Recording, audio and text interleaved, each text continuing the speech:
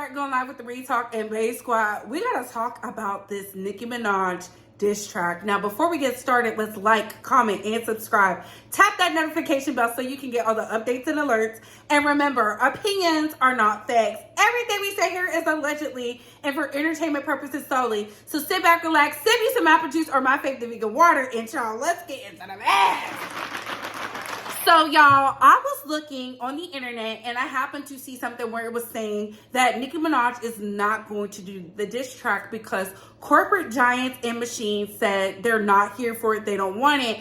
And I'm like, Nicki, are you serious? You have a strong fandom. Hello, I have bought merch, all kinds of things. So how come you feel like you can't diss Megan back? Get in the stew. But then I did some thinking, and word on the curb is the beat she used in Sound Like Bum Beat, Sound Like Boopsie on her IG Live where she was like, stand on your good foot, blah, blah, right? Sending out all them hot barbs. We was like, we was going up for it. The internet was in shambles, okay? Shout out to Cat Williams. He started, okay, he set the tone.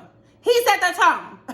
He set the tone. So, word on the curb is Juicy J will not allow Nicki Minaj to use his beat to do the diss against Meg the Stallion. Now, I know a lot of people are going to be like, why? Because he's, cool with Meg? No, because Nicki Minaj has done songs with Juicy J.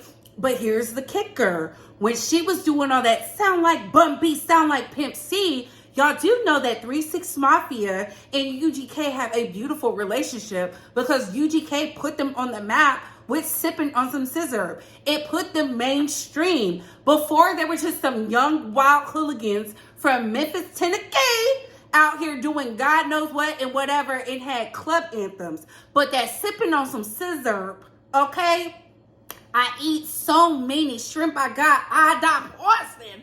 Rest in peace, Pimp C. So, after Pimp C's wife said what she said, I'm assuming Juicy J saw it and was like, no, I can't do it. Out of respect to the widow, out of respect to UGK, and of course, out of respect to 3 6 Mafia. So I feel like this, Nicki, you got to try another avenue. There's somebody who's willing to work with you.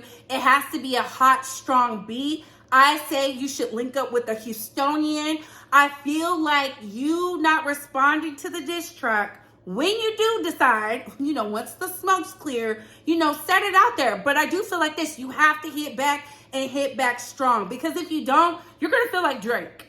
And I'm going to explain why.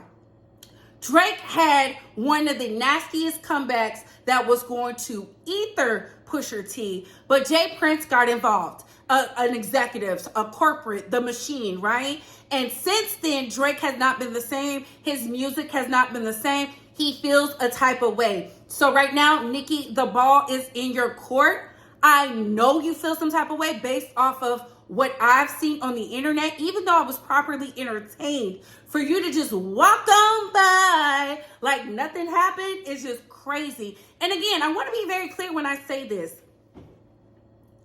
I felt like if we were to do all the IG press conferences, the Twitters, the station hands, and everywhere else on social media, we should have been in the stew. You showed us you was in the stew. You was going off. Again, I don't care if she went at Megan's deceased mother, because in hip hop, it is a violent sport, okay? And when I say violent, I'm talking about verbally. If you go back and listen to some of the hip hop hottest diss tracks, it was nothing to be played with and it was nothing nice.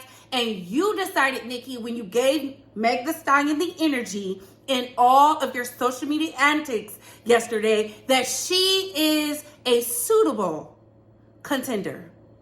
Again, Nicki, don't go down in history of hip hop. I'm not talking about as a queen of rap and all that. Don't rest on your morals. Don't rest on your things, your accolades. No, I'm talking about hip hop. You and I both know you want the respect of the Ebros, the Funk Master Flexes. You want the respect of the hip hop greats, the legends. And in order to sit amongst the best, you got to come strong and come hard. That's why Drake is mad now.